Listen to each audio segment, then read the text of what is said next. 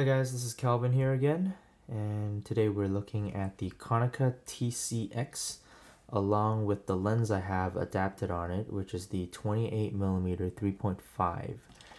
This is a film camera, and it is a 35mm SLR film camera.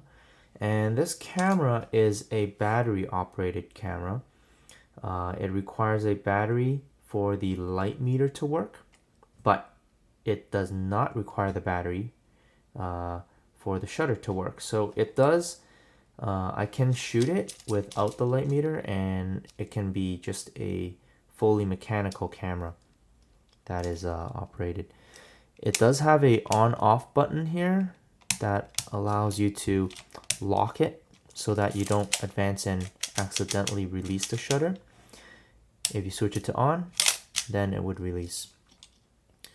And as far as shutter speed goes, you have from bulb all the way to 1,000th of a second, which is nice. 60th of a second is the flash sync speed. That is very common in film cameras. The body is plastic. It's really light, and the body itself is very light. It's plastic and it's really small. It's one of the smallest bodies in the Konica Film SLR lineups. It does have a hot shoe, so you can mount a flash right on there. And not much to talk about. It's a very straightforward. This is a self-winding timer, so it's a timed release for the shutter if you have it cocked.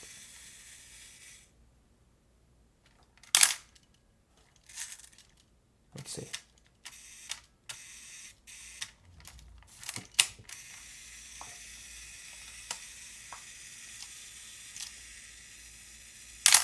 There we go.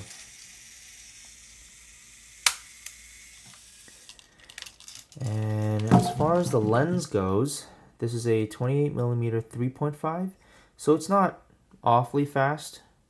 It's quite common that 28mm have a 3.5 or 2.8 aperture, and it's nothing crazy. But as far as wide angles go, I actually think this is not wide enough. I would prefer a 24 that they have, which is a little bit more expensive. The this lens, the 28 3.5, is, you can find it online for around $50 to $80. The body is very cheap. You can find it probably for even 20, used of course. Some cleaner, newer looking ones, maybe it'll cost you $50, but at $20 to $30, you can probably find one of these in very good condition. Lenses.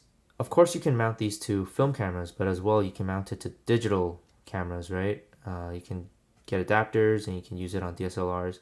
But of course, I use it on the mirrorless cameras. I have the Sony A7R II, and I can show you samples of that later. And so in the previous video I showed you guys, I have the 40mm 1.8, which I love. That's why I think the 28mm is a little bit too close to the 40, because there's 40, 35, and then 28. So 28 isn't quite far enough from a 40. So that's why I was looking at the 24mm. And the 24mm is a, let's see, I believe it was a 2.8 aperture. Yeah, that's correct. So the 24mm is a 2.8, so that means it's wider and it's brighter. So, but of course at a cost, right? So the 24mm, I think you can find it for around $150 to $200. And I think if you have a 50 or a 40, I would go right to the 24 instead of the 28. But, you know, this is what I have. And it's a good lens. It's sharp in the middle, not so much around the corners. You do get vignette near the corners here and here, but the center is quite sharp. So